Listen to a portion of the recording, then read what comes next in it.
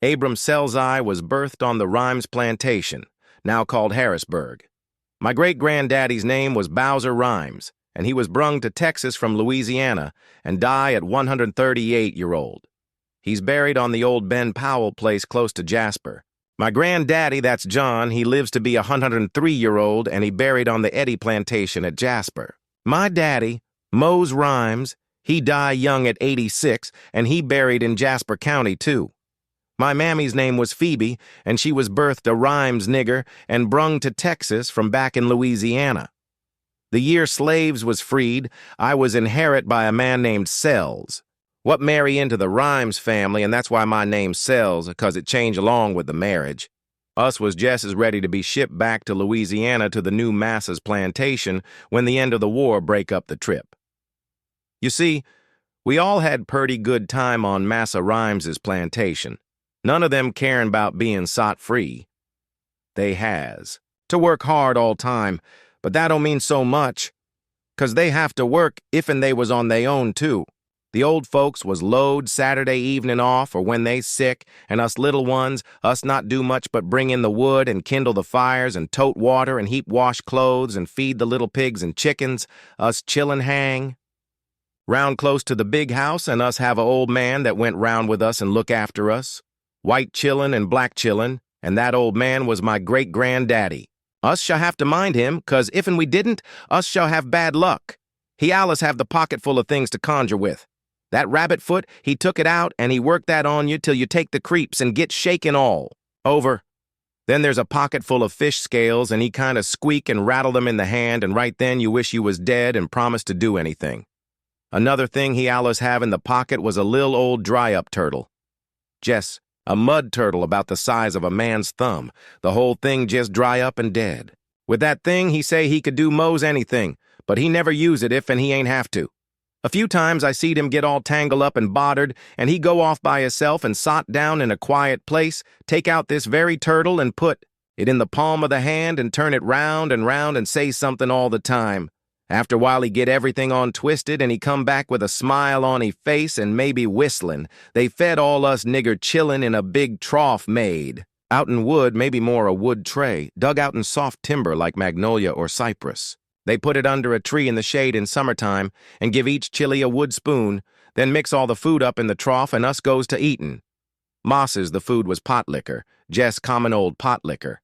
Turnip green in the juice, Irish. Taters in the juice, cabbages and peas and beans, just anything what make pot liquor. All us get round like so many lil pigs and then us dish in with our wood spoon till it all gone. We has lots of meat at times. Old Granddaddy Alice.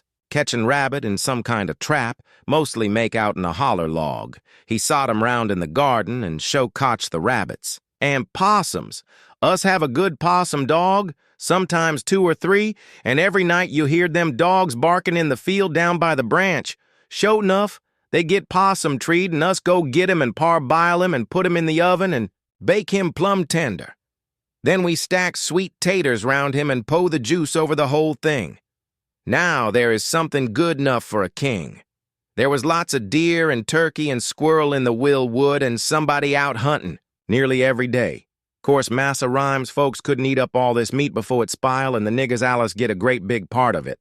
Then we kilt lots of hogs and then talk 'bout eatin'. Oh, them chitlins, souse meat, and the haslets, that's the liver and the lights all biled up together. Us lil niggers fill up on sich as that, and go to bed and mostest dream us is lile pigs. Us Alice have plenty to eat but didn't pay much attention to clothes.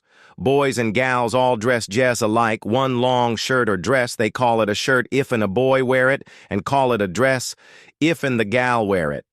There wasn't no difference because they's all made out in something like duck and all white. That is, they's white when you fuss put them on, but after you wears them a while they get kind of pig-colored, kind of gray, but still they's all the same color. Us all go barefoot in summer, lil ones and big ones, but in winter us have home-make shoes. They tan the leather at home and make the shoe at home. Alice some old nigger that kin make shoe. They was more like moccasin, with lace made of deerskin. The soles was peg on with wood pegs out in maple and sharpened down with a shoe knife. Us have hats make out in pine straw, long leaf pine straw, tied together in lisle bunches and plaited round and round till it make a kinder hat. That pine straw great stuff in them days, and us use it in lots of ways. Us kivered sweet taters with it to keep them from get freeze, and hogs made beds out in it, and folks too.